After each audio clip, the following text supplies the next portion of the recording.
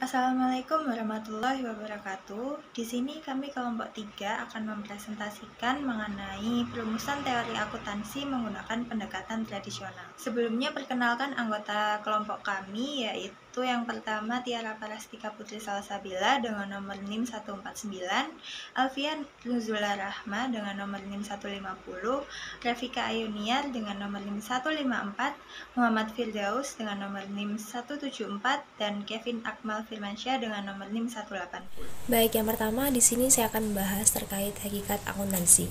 Jadi, hakikat sendiri adalah esensi atau makna terdalam dari suatu hal. Nah, di sini saya akan menjelaskan hakikat akuntansi menurut 3 organisasi akuntansi terkemuka di dunia. Yang pertama, menurut American Institute of Certified Public Accountant atau AICPA. Menurut AICPA, akuntansi adalah seni mencatat, mengklasifikasikan, dan meringkas transaksi atau peristiwa yang dilakukan sedemikian rupa dalam bentuk uang atau paling tidak memiliki sifat keuangan dan menginterpretasikan hasilnya. Nah, yang dimaksud dengan seni pada definisi ini adalah identik dengan tata cara atau prosedur yang dilakukan sesuai dengan kebutuhan pencatatan sampai dengan penginterpretasian transaksi keuangan.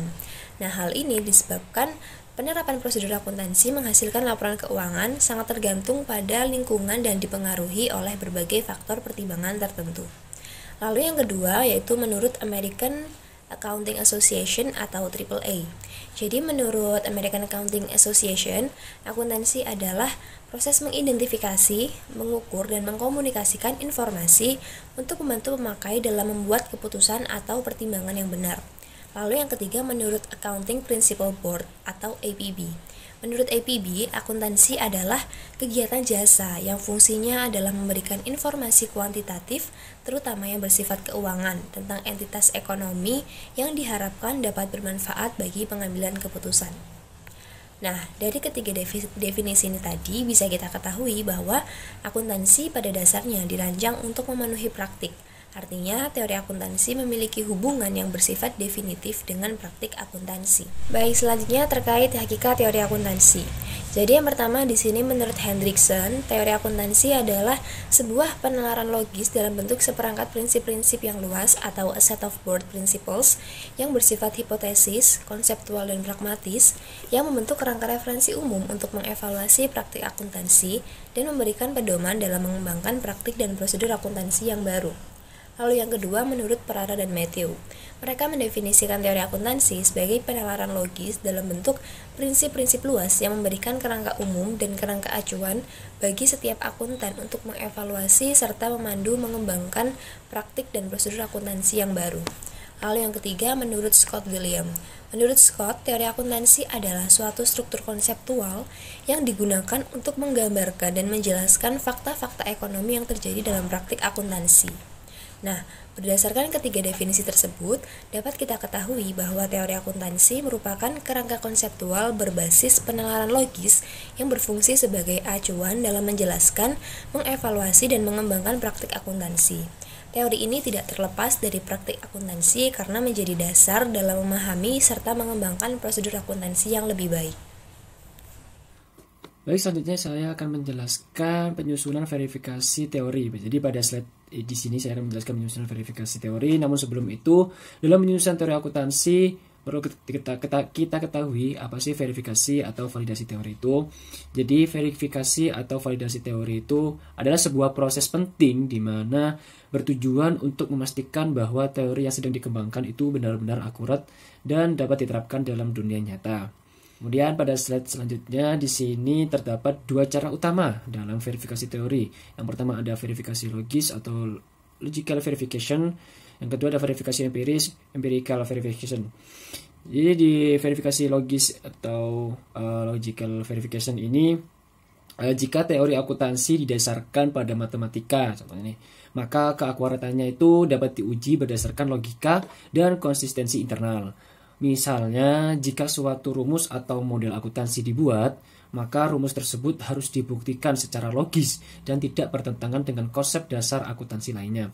Kemudian di verifikasi empiris atau empirical verification Jika teori akuntansi itu didasarkan pada fenomena fisik atau sosial, maka teori tersebut harus diuji berdasarkan kesesuaian antara prediksi teori dengan data atau observasi di dunia nyata.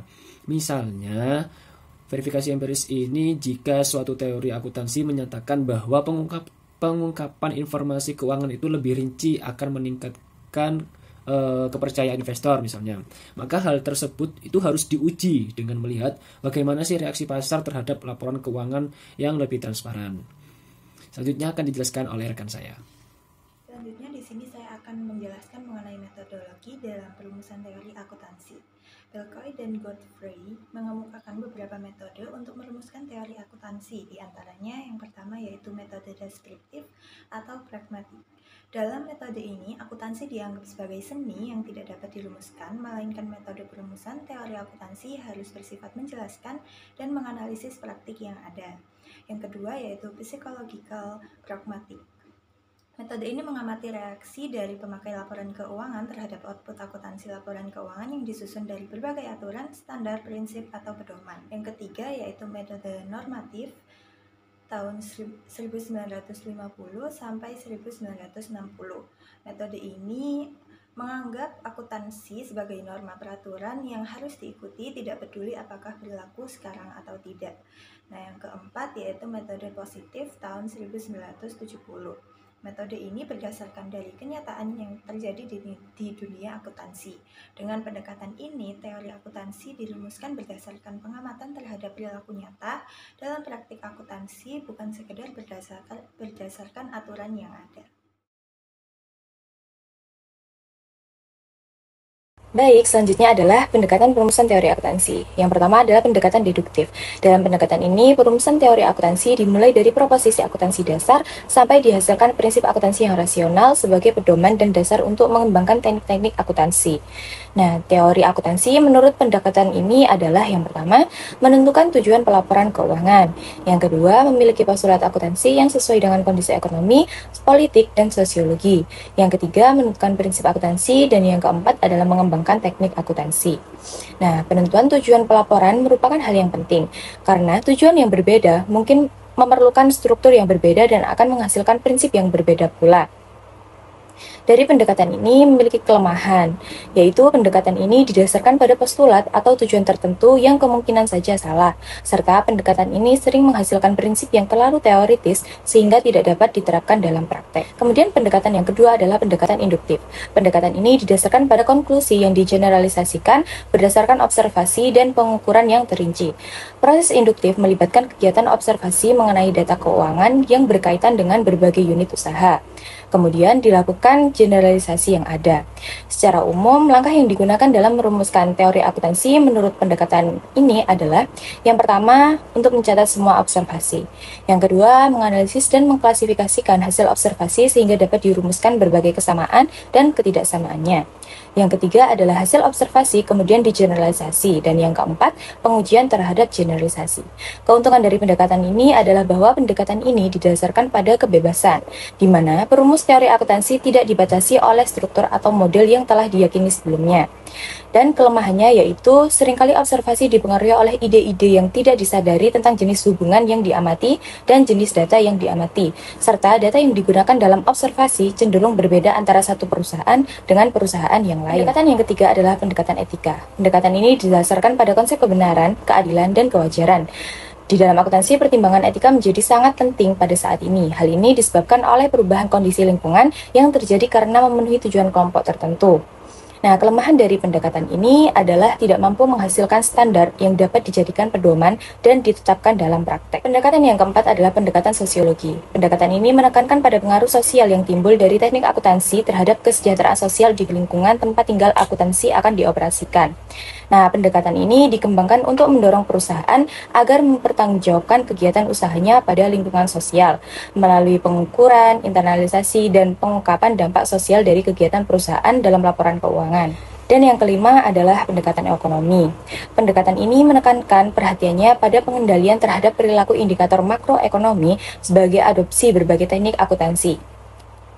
Nah, kriteria yang digunakan dalam pendekatan ini adalah yang pertama, kebijakan dan teknik akuntansi harus dapat merefleksikan realita ekonomi. Yang kedua, pemilihan teknik akuntansi tergantung pada konsekuensi ekonomi yang timbul pada penerapan teknik tersebut.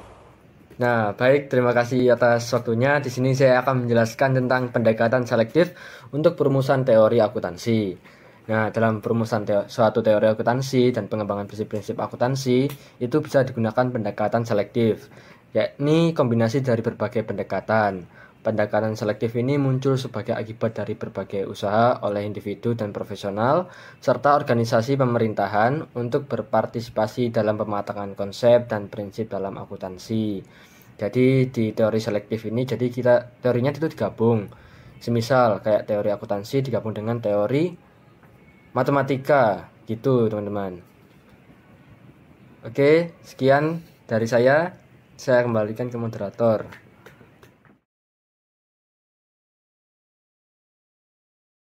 Sekian presentasi yang dapat kami sampaikan. Terima kasih. Wassalamualaikum warahmatullahi wabarakatuh.